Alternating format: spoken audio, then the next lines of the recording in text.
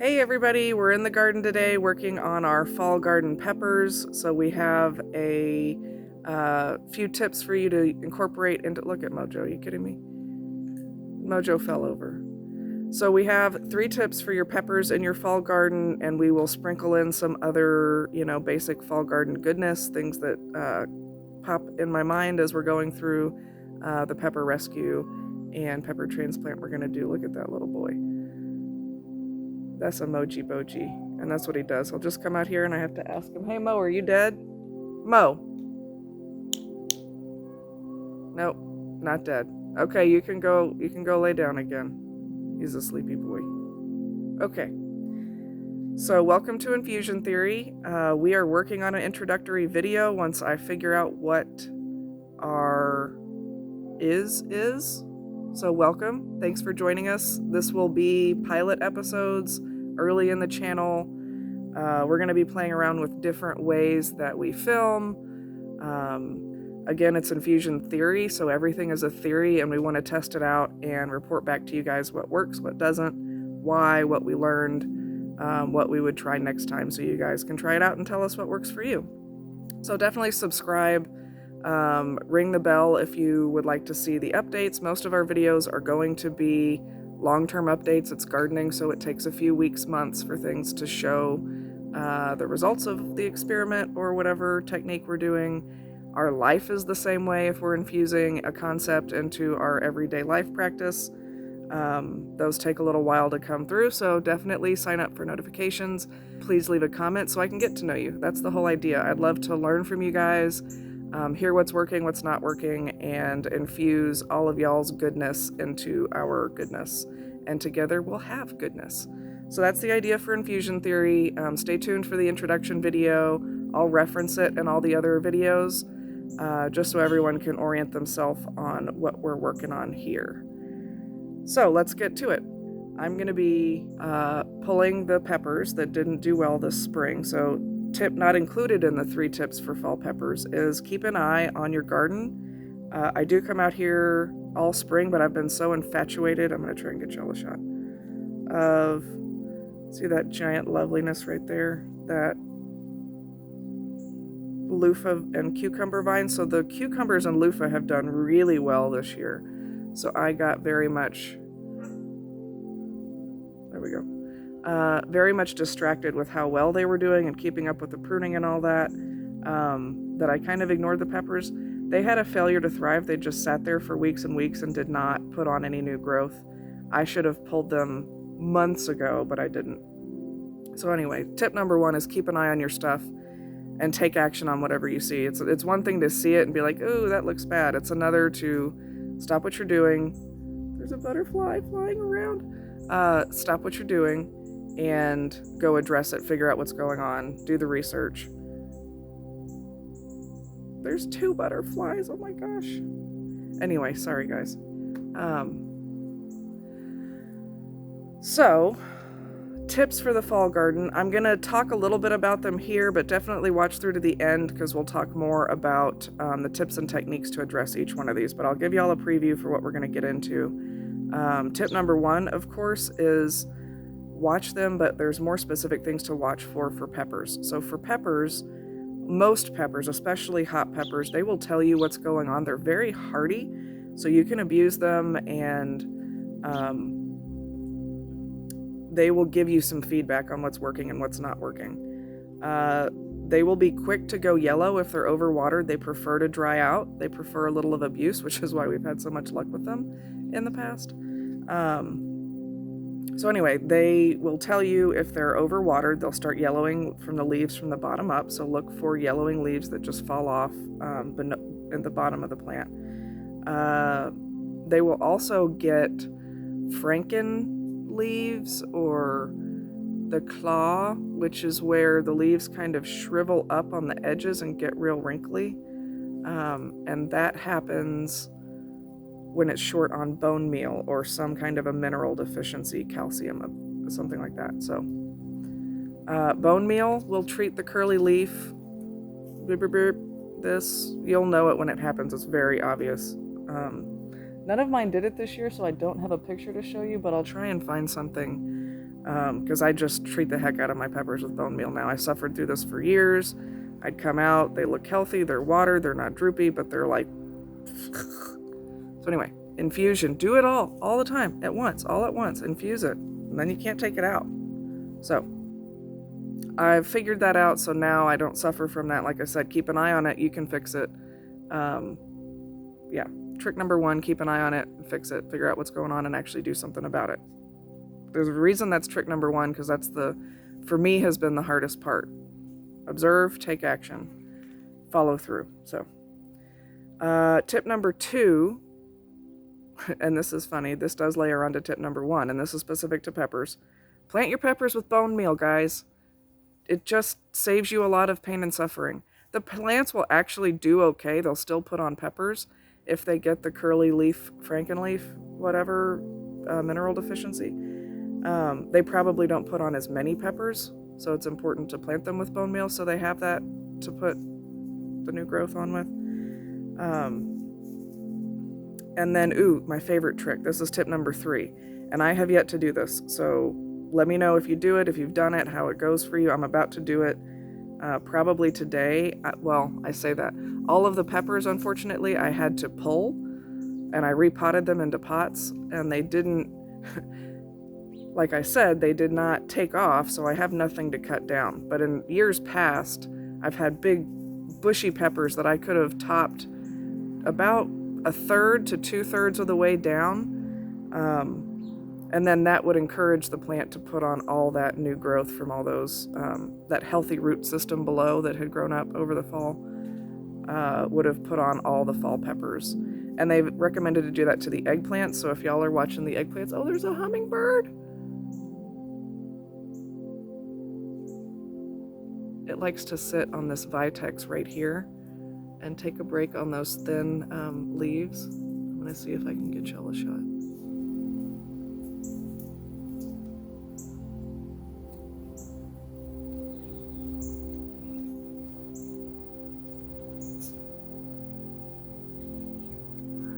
Oh man, guys.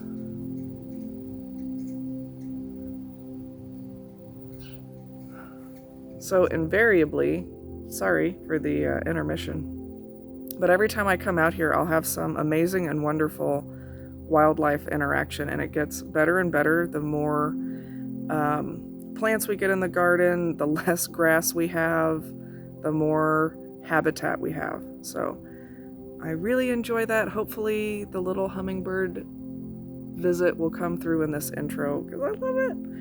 Okay, tip number 3, and I will, then we'll get to go doing the stuff, is, well, I already said it, cut the peppers back. So let me shut up. We're going to go get to it. Thanks for joining us. Don't forget to subscribe, tell your friends, and leave a comment. I'd love to hear what's working. So another thing is cut your losses. If something's not working, let it go. Move on. Ask yourself why. Do it different next time. So we are going to put these. It was quite the happy coincidence that I noticed there was a clearance rack at the garden center at HEB, and they had what I was looking for, which is some hot peppers and some sweet peppers, and basically some peppers, because our peppers did not work out this year that we started from seed. So if you guys have noticed in some of the other videos, it looks kind of sparse in our bed. We got this awesome vine situation going on, but this kind of unhappy, sad baby peppers. We started these from seed. These are probably a little older than those eggplants back there that you guys have seen several times. Oh no. Looks like somebody got cut. Okay, lesson number 512. Always have your shears on you if you get distracted by something like this. We want to get this guy gone before it gets out of control. And he's already accosted my tomato.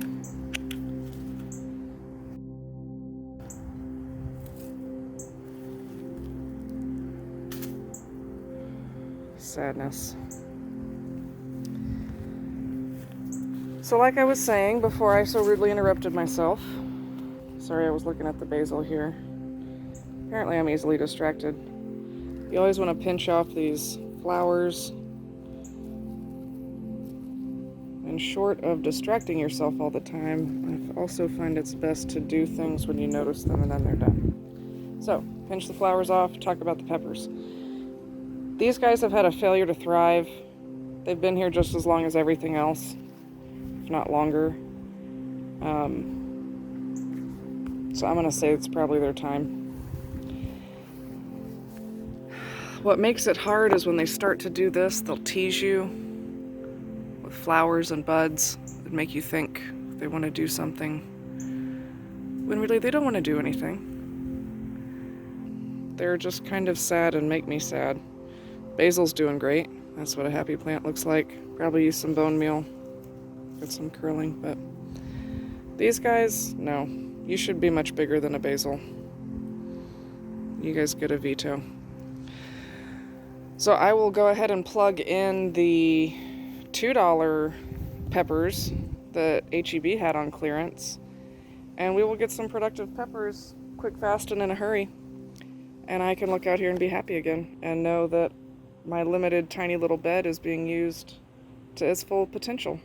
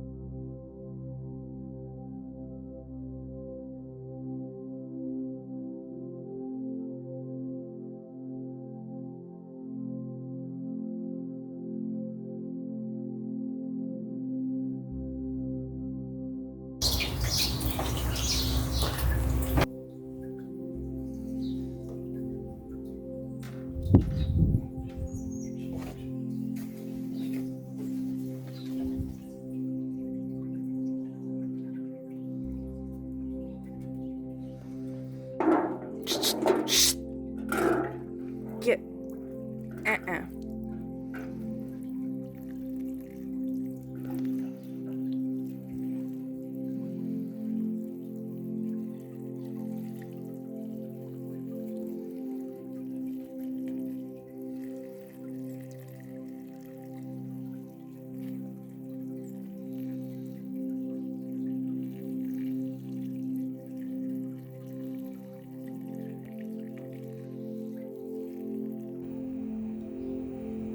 So here's an update on the peppers that we transplanted from the raised bed into these terracotta pots.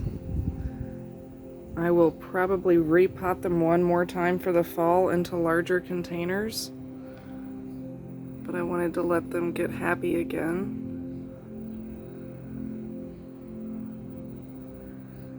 And as you can see, there are quite a few blossoms that will hopefully set fruit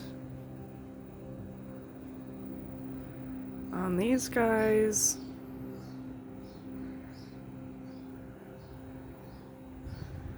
And then these two, that guy and that guy, are starting to put on new growth. You can see that right there.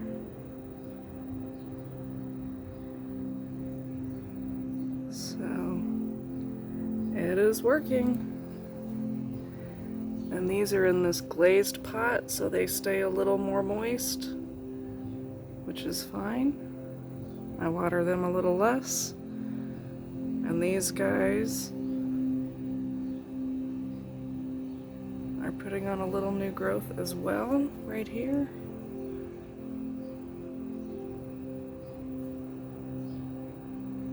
Boom.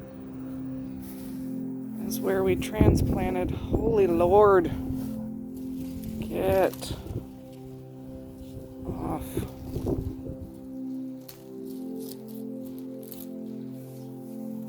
Can y'all see this? This is loofah. And I think next year, good night. So this is a pepper plant that we left in the bed.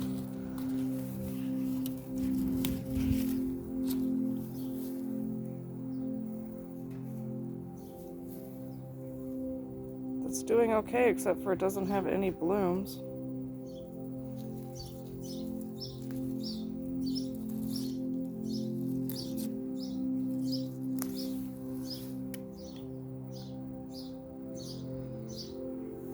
So this is an original pepper plant.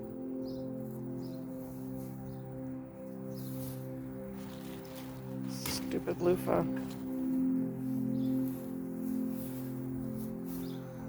More stupid loofah.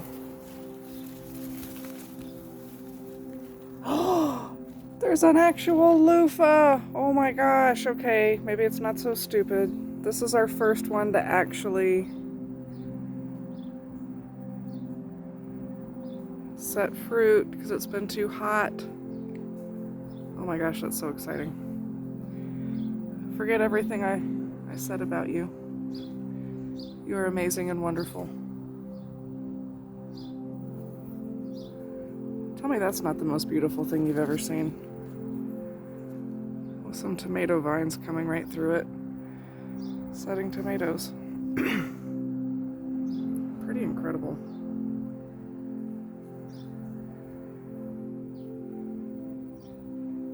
Just beautiful.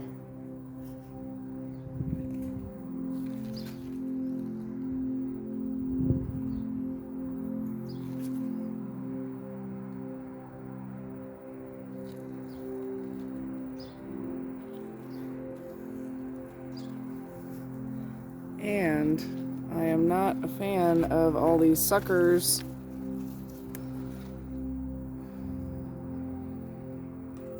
getting on our pepper plants. Okay.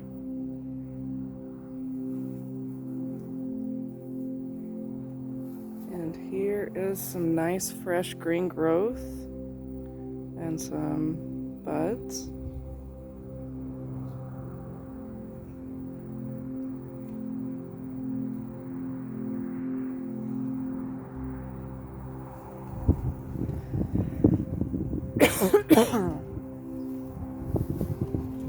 And they seem to be doing fine. I did overwater again, so they're a little yellow. They're a little wet. Here's one that I left that is just like done.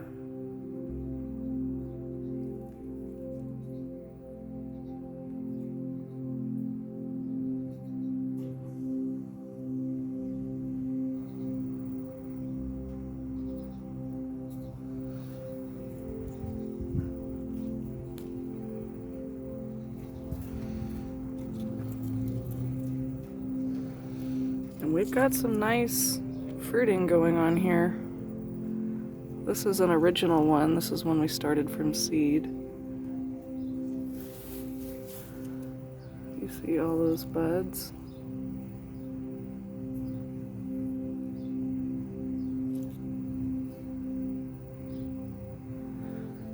And this guy flowering nicely. That's an original, and again, not doing much. Might actually need to be pulled. I want to go a little longer.